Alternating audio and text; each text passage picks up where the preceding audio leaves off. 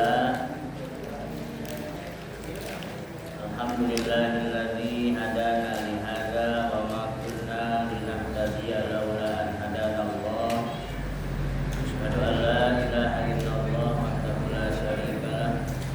Asyhadu anna Muhammadan abduhu wa rasuluhu la nabiyya wa la rasula ba'da. Allahumma shalli wa sallim wa barik ala sayyidina Muhammad ibn Abdillah wa ala alihi wa ashabihi wa man tabi'ahu ila yaumil qiyamah. Amma ba'du, subhanaka la ilma lana illa ma 'allamtana innaka antal alimul hakim. Allahumma rzuqna fahman nabiyyin wa hifdzal mursalin wa ilhamal malaikatil muqarrabin. Allahumma inna nas'aluka ilman nafi'an wa rizqan thayyiban wa 'amalan mutaqabbalan. Allahumma inna na'udzubika min ilmin la yanfa' wa min qulubin la yakhsha' wa min nufusin la tasba' wa min da'watin la yustajabu laha. Hadirin wal hadirat, kaum muslimin wal muslimat rahimakumullah. Puji beserta syukur marilah kita panjatkan hanya kepada Allah Subhanahu wa taala yang masih memberikan kesempatan hidup, memberi kehidupan kepada kita hingga sampai di pagi ini, di subuh ini dalam keadaan baik, insyaallah dalam kondisi sehat walafiat. Mudah-mudahan Allah Subhanahu wa taala senantiasa memberikan kita istiqomah dalam beribadah dan menerima amalia ibadah subuh kita sehingga menjadi bahan tabungan bagi kita di akhirat kelak. Amin ya rabbal alamin. Salawat beserta salam marilah kita sanjungkan kehadiran baginda Nabi besar Muhammad sallallahu alaihi wasallam beserta seluruh keluarganya, para sahabatnya dan para pengikutnya hingga akhir zaman. Hadirin hadirat rahimakumullah, kita lanjutkan kajian syarah kitab Hisnul Muslim ini dengan memasuki materi ke-99 mengenai al-adhkarun naum, zikir-zikir sebelum tidur, bukan zikir ketika tidur, karena kalau ketika tidur tidak mungkin kita berzikir. Al-adhkarun naum masuk dalam bab ke-28 materi ke-99. Dalam sebuah hadis riwayat Aisyah radhiyallahu taala anha, Nabi sallallahu alaihi wasallam menjelaskan yajma'u kaffaihi tsumma yanfuthu fihima fa yaqra'u fihima bismillahirrahmanirrahim qul huwallahu ahad Allahus samad lam yalid wa lam yulad wa lam yakul lahu kufuwan ahad. Bismillahirrahmanirrahim. Qul a'udzu birabbil falaq min syarri ma khalaq wa min syarri ghasiqin idza waqab wa min syarri naffasati fil 'uqad wa min syarri hasidin idza hasad. Bismillahirrahmanirrahim. Qul a'udzu birabbin nas malikin nas ilahin nas min syarril waswasil khannas alladzi yuwaswisu fi sudurin nas minal jinnati wan nas. Tsumma yamsahu bihima mastata'a min jasadihi yabda'u bihima ala ra'sihi wa wajhihi wa ma aqbalu min jasadihi yaf'al dzalika salasa marrat. Menurut hadis yang diriwayatkan oleh istri Rasulullah sallallahu alaihi wasallam yakni Ummul Mukminin Aisyah radhiyallahu taala anha ini, Nabi menjelaskan, kita diberi penjelasan bahwa Nabi menjelaskan kebiasaan Yajma'u kaffaihi, beliau senantiasa mengumpulkan kedua telapak tangan kalau sebelum tidur itu. Sumayan fusukihima, kemudian meniupkan bihima pada kedua tangan itu, jadi dikumpulkan itu di sini, dirapatkan, ditemukan. Yajma'u kaffaihi, mempertemukan kedua telapak tangannya, kemudian yanfutu, meniupkannya, fayaqra'u bihima, sembari beliau membacakan ketiga surah ini. Yang pertama surah Al-Ikhlas, yang kedua surah Al-Mu'awwidhatain, yaitu dua surat Al-Mu'awwidhatain, satu surah Al-Falaq, dua surah An-Nas.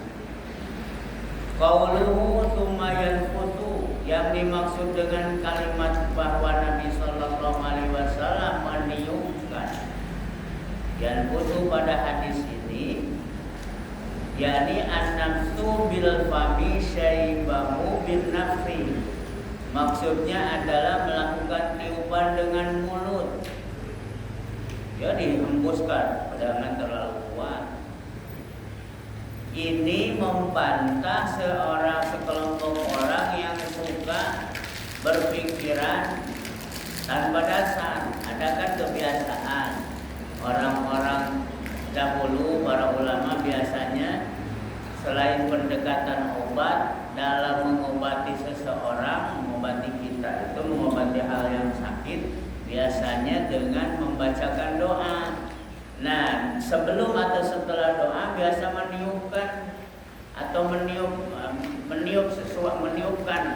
atau meniup kepada bagian badan yang merasa sakit. Ada orang yang nyeleneh, entah mungkin karena kurang paham atau bagaimana. Katanya bagaimana kata ajaran dari Nabi ini itu nanti tiup-tiup pakai doa belum. Nah, ini salah satu dasarnya ya inilah. Ini hadis dari Aisyah radhiyallahu taala anha. Dalam kitab Al-Bukhari, dalam kitab Muslim, Sahih Bukhari, Sahih Muslim dijelaskan bahwa artinya secara tidak langsung maknanya dianjurkan kita ini kalau misalnya merasa badan kita sakit, minta kepada Allah Subhanahu wa taala supaya diberi kesembuhan, bacalah ayat-ayat tertentu.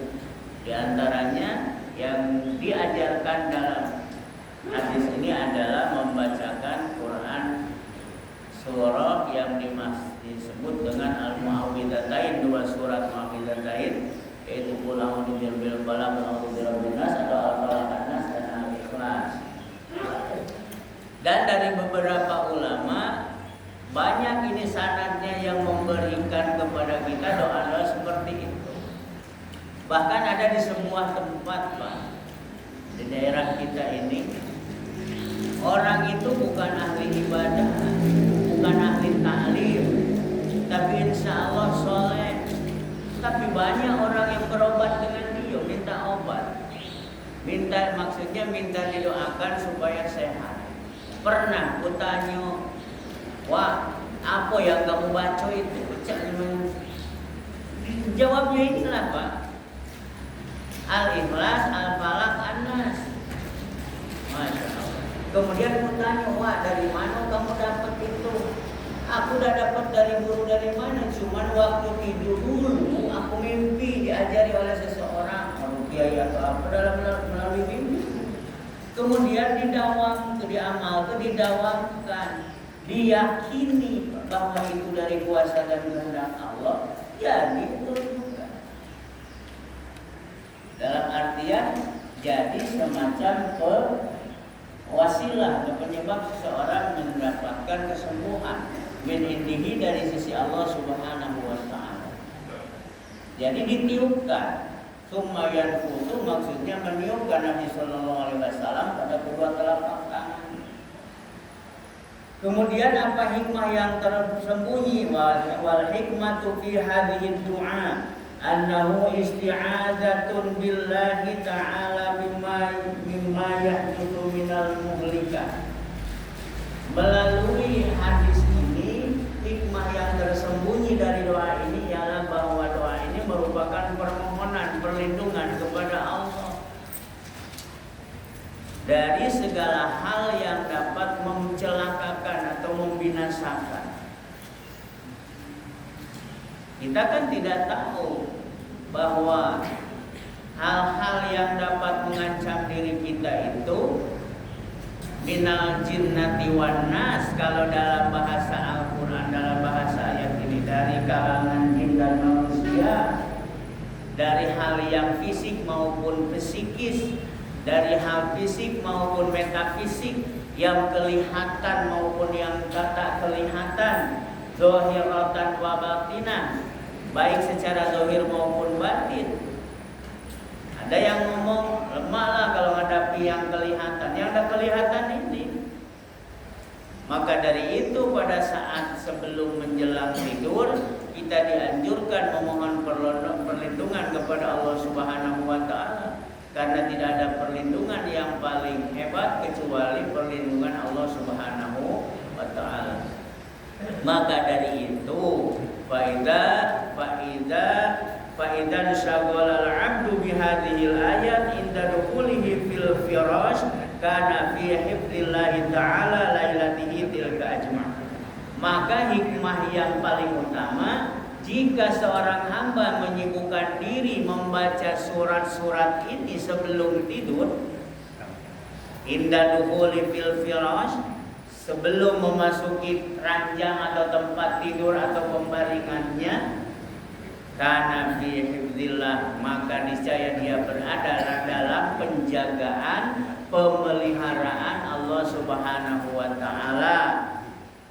Lailatihi, pada malam itu, selama sholat malam itu sampai ke akhir malam. Oleh sebab itu, maka jangan berat mulut, jangan berat hati. Kemudian hadirin rahimakumullah, mengenai anjuran membiasakan atau mendawamkan membaca ketiga surah ini didukung oleh sebuah hadis juga. Dalam sebuah hadis Nabi sallallahu alaihi wasallam bersabda, amarani Rasulullah sallallahu alaihi wasallam an aqra'a bil mu'awwidzati dubura kulli sholati. Rasulullah telah memerintahkanku, kata seorang sahabat, untuk membaca surat-surat mu'awwidzatain atau mu'awwidzat, dalam hal ini Al-Falaq, An-Nas, fi duburi shalah, duburi kulli sholatin, di akhir sholat.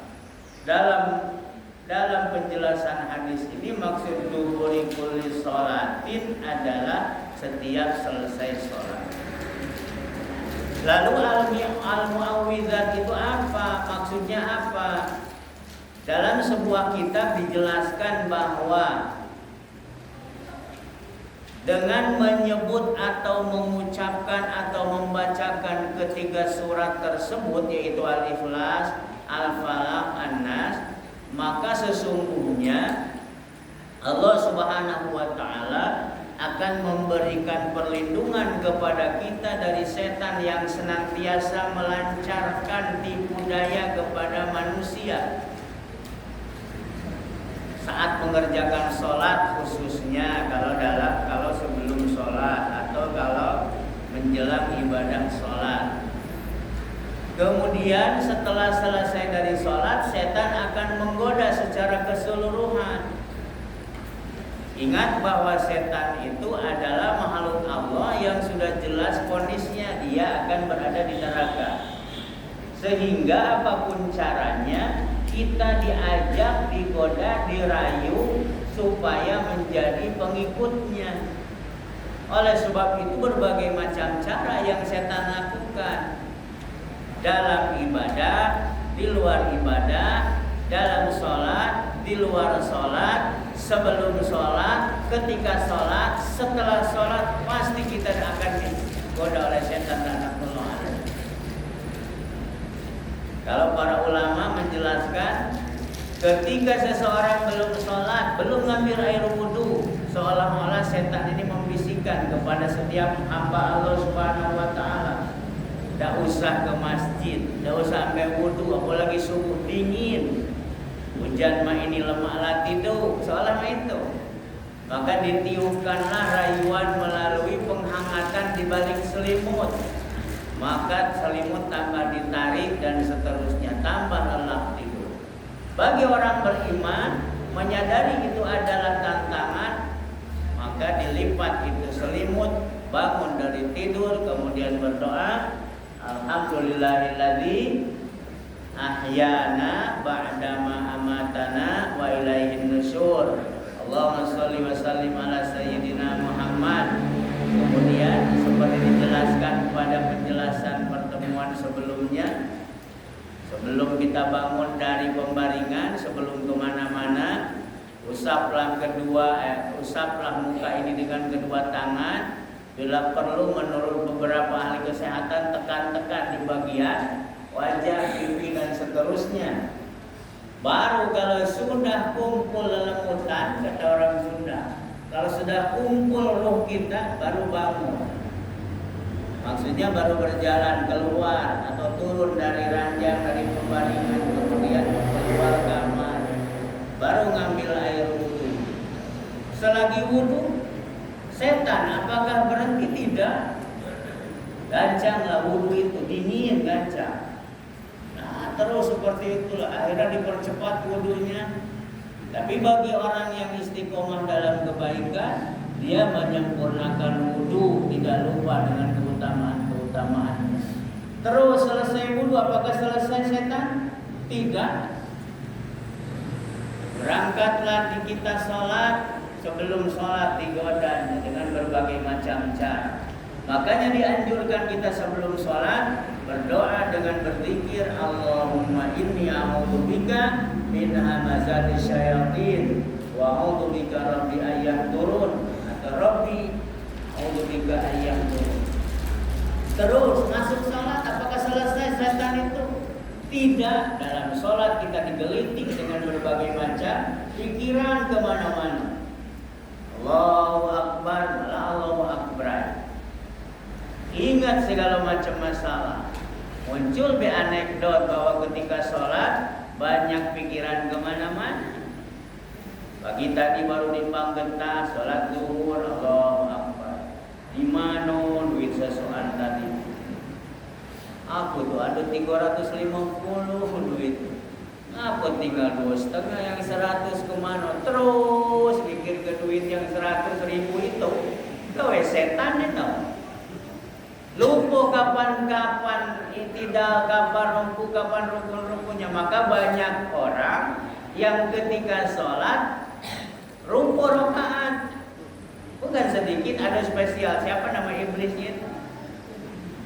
Ini lagi gua atau 4, rasanya 3, rasanya 4. 3, 4. Pokoknya masih kurang. Ada yang berpendapat seperti itu. Kalau ragu dalam sholat jumlah rakaat, maka ambil yang dikit. Mamana kalau lagi berjamaah, si imam melamun lah rakaat keempat, tapi masih tegak.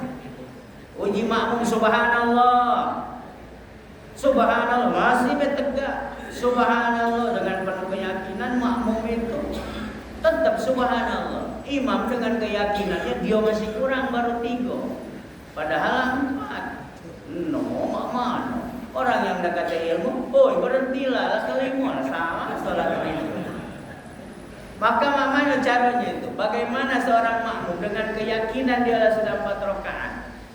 Menurut fikih Syafi'iyah, maka si makmum tak boleh dia melo imam. Biarlah imam dewean. Kalau kita melo makmum, batal sholat kita. Kalau kita melo imam, sementara kita keyakinan seluruhnya sepakat lah 5, tapi jangan musyawarah. Lah 5 kan jadi lagi sholat, jangan lah 5 lah lepaskan. Ngapa dia 5? Subhanallah, masih mah itu. Jadi dalam hal ini, kalau punya keyakinan bahwa kata si makmum sudah cukup 4 rakaat, maka intidor saja, tunggu saja sampai imam itu selesai. dengan keyakinannya. Kalau ya ta'allaq al-jamaah itu masih mengkaitkan jamaahnya dengan dia, kecuali langsung yang mufaraqah. Sudah batas itulah berarti nilai jamaahnya. Kalau itu imam ini kepedean, sudah kita salamnya duluan, batal sholat jamaahnya. Dalam pendapat ulama batal sholat jamaahnya. Tapi sholat secara umum ya sudah memenuhi ketentuan. Bagi si imam itulah keyakinan kita masing-masing. Oleh sebab itu jangan galak melamun. Berat makanya jadi imam itu berat. Kadang kesasar kemana-mana, kepedean, kesombongan membawakan seseorang, menjadikan seseorang terpeleset. Banyak itu anekdot yang mengenai itu imam yang kepedean dirasuki setan tadi. Padahal cuma surat Al-Kafirun. Qul ya ayyuhal kafirun la a'budu ma ta'budun wa la antum a'buduna ma a'budu wa la ana a'budu ma abattum wa la antum a'buduna ma a'budu wa la ana a'budu ma abattum wa la antum 8 kali. Padahal cuma 6 ayat. Akhirnya lakum dinukum disambung udah kecil. Lakum dinukum walad dolin. Bunyinya tuh lah salah pula. Marah. Makanya konsentrasi penuh membaca tuh ya Allah ya Rabbi. Sudah melewati godaan setan selama sholat. Apakah setan berhenti? Dah. Sudah sholat terus digoda. Yang lebih berat ketika sholat adalah setan yang membisikkan ke dalam urat dan pikiran kita, di mana kita merasa baik, merasa hebat, merasa paling khusyuk. Nah ini yang paling luar biasa dari setan laknatullah alaihi. Oleh sebab itu hadirin rahimakumullah, ucapkanlah, biasakanlah menjelang tidur, menjelang ibadah. Kata Nabi SAW, bacakan ketiga surah ini. Kemudian hadirin rahimakumullah, untuk kalimat-kalimat dalam Quran surah Al-Ikhlas dijelaskan bahwa qul artinya saya memerintahkan kepadamu untuk mengatakan, katakanlah, yakinilah sepenuh hati bahwa Allahu Ahad. Kalau dalam surat Al-Ikhlas. Kalau dalam surah Al-Falaq, qul a'udzu birabbil falaq. Aku berlindung kepada Allah yang menguasai waktu. Qul a'udzu birabbin nas. Katakanlah, yakinilah bahwa aku berlindung kepada Allah yang menguasai manusia. Untuk apa memohon perlindungan kepada Allah? Min syarri ma khalaq dulu, dari keburukan makhluknya. Ini mencakup seluruh makhluk yang diciptakan Allah, termasuk jin dan binatang. Jadi ini ada sebuah kisah dan cerita tapi fakta nyata. Ada seseorang ahli tahajud, Mbak. Ahli tahajud, bukan cuman ahli tahajud dalam melakukannya dalam artian cuman ya salat tahajud bangun malam kemudian salat tahajud, tapi lebih dari itu ada mental dia itu kalau melakukan ibadah hendap-hendap, tidak galak ketahuan orang lain. Jangankan di tempat keramaian, di rumah atau tempat tinggal sendiri pun seperti itu. Sehingga dia termasuk ahli tahajud, katakan. Suatu ketika dia beromongan dengan jamaah masjidnya, katakan. Ini nyata. Dia mengadakan perjalanan safar. Maklum waktu itu belum ada keramaian seperti ini, jalan kaki. Nah, berhentilah di sebuah daerah yang termasuk perkampungan lah. Belum ada jauh dari keramaian. Istirahatlah bermalam di situ. Karena sudah kebiasaan, maka malam itu yang lain sudah pada tidur, dia bangun untuk melaksanakan tahajud. Saking tidak mau ketinggalannya dengan kebiasaan tahajud tadi, dengan kebiasaan bahwa dia ngendap-ngendap tadi, maka dia ambil air wudhu, kemudian mencari tempat lebih agak jauh dari rombongan jamaah. Sampailah di sebuah tempat yang menurut dia ada keyakinan tidak ada yang melihat kecuali Allah.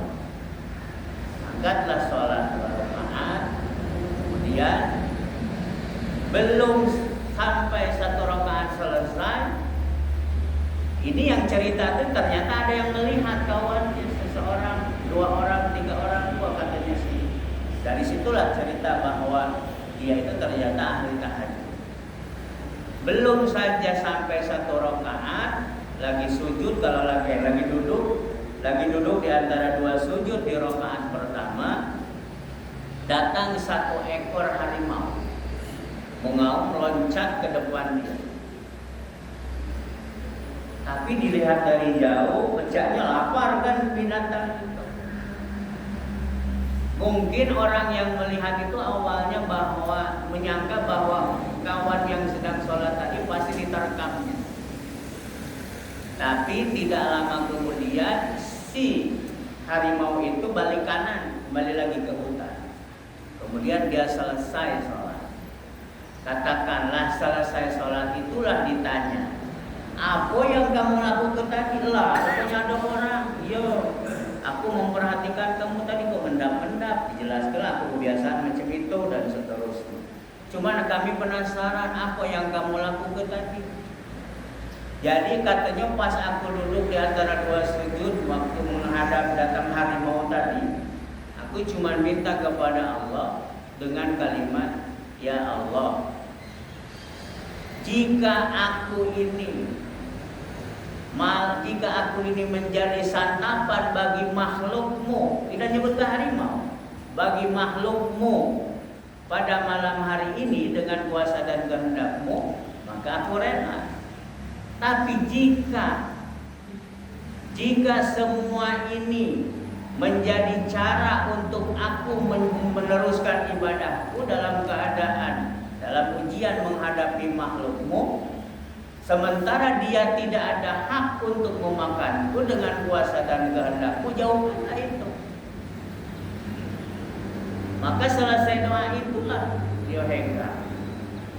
Apa yang tersirat dari doa orang ahli tahajud tadi? Ada kalimat makhluk. Makanya ajarannya apa? Melalui tafsir Quran surat Al-Falaq ini, kalimat min syarri ma khalaq, dari keburukan makhluk. Kalau kita berlindung kepada Allah dari keburukan makhluk, tidak perlu disebutkan. Nah, itu maksudnya. Makhluknya apa? Karena Allah Maha Tahu. Maka dari itu, anjuran untuk memohon pertolongan dan perlindungan kepada Allah Subhanahu wa taala dipukul rata saja dengan kalimat Al-Khalaq, dalam artian makhluk ciptaan Allah Subhanahu wa taala. Kalau sudah dikatakan makhluk Allah, maka mencakup segala macam jenisnya. Maka dari itu yang disentuh, kata para ahli mufassir, kata para ahli tafsir, yang disentuh oleh doa ahli tahajud tadi apa? Adalah karakter dia sebagai makhluk Allah Subhanahu wa taala, bukan karakter macannya, bukan karakter harimaunya, bukan karakter kebinatangannya atau al-bahimahnya, bukan. Tapi yang disentuh adalah nilai-nilai kemakhlukan. Oleh sebab itu hadirin rahimakumullah, mintalah perlindungan hanya kepada Allah Subhanahu wa taala min syarri ma khalaq, dari keburukan-keburukannya, yang mana ini mencakup seluruh makhluk yang diciptakan Allah, termasuk jin dan manusia, makhluk yang terlihat maupun yang tak terlihat. Kemudian dari apa kita meminta kepada Allah, berlindung kepada Allah? Min syarri ghasiqin idza waqab, dari kejahatan malam apabila telah gelap gulita. Tahu dewe kalau malam banyak negatifnya. Nah, ini lagi musim maling, Pak. Kalau di pulau itu pinter pulau maling tuh ngincar antara jam 3 sampai jam 5. Karena orang di sana kalau berangkat mantang jam itulah hampir tiap malam ada kejadian. Jadi kami ini mulai ronda pulau malam. Nah, apa yang terjadi semua itu? Pertama memang keadaan dunia ya. Cuman mintalah kepada Allah Subhanahu wa taala dari kejahatan makhluk seperti itu, makhluk terlihat kan maling. Kalau malam kemarin uji cerita yang ronda RT 3, dia nyungkil rumah tetangga kami itu, dikejar oleh para petugas ronda, sementara dia itu bawa parang panjang, berlari yang mengejarnya. Berlari nak ngambil alat, lah balik ke lokasi lah hilang dia. Nah itu. Jadi dalam hal ini hadirin rahimakumullah, berhati-hatilah. Ini dalam rangka apa? Dalam rangka menjaga harta, menjaga diri kita dari gangguan manusia-manusia yang tidak bertanggung jawab. Nah, dalam hal ini hadirin rahimakumullah, min syarri ghasiqin idza waqab, itu bagian dari kejahatan malam karena malam secara zahir. Secara batin atau secara psikis atau secara metafisik banyak tuh kejadian-kejadian malam.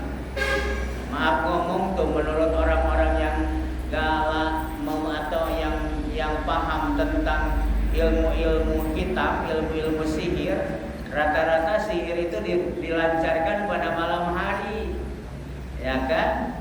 Tapi ada baik yang siang-siang kena santet, kena aku. Tapi pada dasarnya kegelapan malam itu merupakan makna bahwa betapa banyak rintangan godaan di tengah malam gulita, di tengah kegelapan. Ini sebagai bahan pelajaran bagi kita bahwa keterbatasan kita ini dengan gelap. Kuasa dan kehendak Allah lah. Maka ada penerangan. Coba kalau tidak ada penerangan, kita tidak bisa melihat apa-apa. Maksudnya bahwa dengan menghadirkan gelap saja, betapa kita banyak kelemahan di antara kita, di antara sesama kita. Sedangkan Allah Subhanahu wa taala adalah penguasa kegelapan itu sendiri yang tidak terkena efek dari resiko kegelapan tadi. Oleh sebab itu hadirin rahimakumullah, mintalah kepada Allah min syarri ghasiqin idza waqab. Kemudian wa min syarri nafatsati fil 'uqad, dari keburukan para tukang sihir. Nah, ini secara spesifik. Yang meniup benang-benang yang telah diikat pada buhul-buhul untuk kepentingan sihirnya, ditiupkan. Kemudian yang ditiup di sini, yang terasa di sana. Ada tapi pecah tidak ada. Ada pecah tak kate, tak kate tapi ada. Maka dalam hal ini semuanya kembali kepada kuasa dan kehendak Allah Subhanahu wa taala. Kalau kita tidak melihat TV mungkin tidak percaya, Pak. Kalau tidak ada dalil-dalil macam ini mungkin tidak percaya yang namanya sihir. Kejadian betapa banyak orang yang sakit tapi tidak ada penyebab. Seolah-olah seperti itu, dibawa ke dokter, uji dokter, dari mulai rongsen, kemudian USG, CT scan, sehat, tapi kenapa dia sakit? Ada kejadian macam itu. Nah, inilah diantara efek dari sihir. Ada dari zaman dulu, zaman Nabi SAW. Oleh sebab itu, berlindunglah kepada Allah min syarri nafatsati fil 'uqad, kemudian wa min syarri hasidin idza hasad. Berlindung kepada Allah dari kejelekan orang yang dengki. Hasid adalah orang yang dengki, hasid. Kemudian hasad itu perlakuan atau kelakuannya. Al-hasid atau pendengki ini adalah orang yang menginginkan seseorang mendapatkan nikmat, kemudian menginginkan seseorang yang punya nikmat itu hilang kenikmatannya. Bahkan bila perlu nikmat itu pindah kepada dia, saking dengkinya. Doanya juga buruk orang dengki. Jangan beli motor baru, mogok gitu. Celaka ketumbur, motornya buat bena, itu pendengki, naudzubillah min dzalik. Sehingga hasid ini berusaha menghilangkan nikmat tersebut dengan berbagai sebab katanya, dengan berbagai macam cara. Sehingga dalam hal ini Seorang imam, seorang ulama besar Ibnu Taimiyah menyatakan bahwa hasid itu atau hasad itu adalah membenci nikmat Allah Subhanahu wa taala yang diberikan kepada orang lain. Nah, sudah benci Allah. Benci, tidak senang dengan orang lain yang mendapatkan nikmat. Nah, kita berlindung kepada Allah dari perilaku manusia-manusia dengki seperti ini. Kadang benci dengan kita dah kata ujung pangkal, dah kata sebab ngapu merengut, tak kata sebabnya. Pas diingat-ingat habis kita beli tanah. Padahal tanah cuma 1 truk untuk buat bibit. Apalagi 1 hektar. Banyak dalam hal ini pengalaman Bapak Ibu lebih banyak dalam menghadapi tipe manusia-manusia seperti ini. Intinya hadirin rahimahullah, mudah-mudahan Allah Subhanahu wa taala menjaga diri kita, keluarga kita dari keburukan makhluk Allah Subhanahu wa taala dimanapun kita berada. Dan pada dasarnya semua itu dilakukan karena Allah Subhanahu wa taala, baik dalam ibadah makdo maupun di luar ibadah makdo. Semoga kita semua menjadi orang-orang yang istiqomah dan meminta perlindungan kepada Allah Subhanahu wa taala selama hidup kita. Amin Allahumma ya rabbal alamin.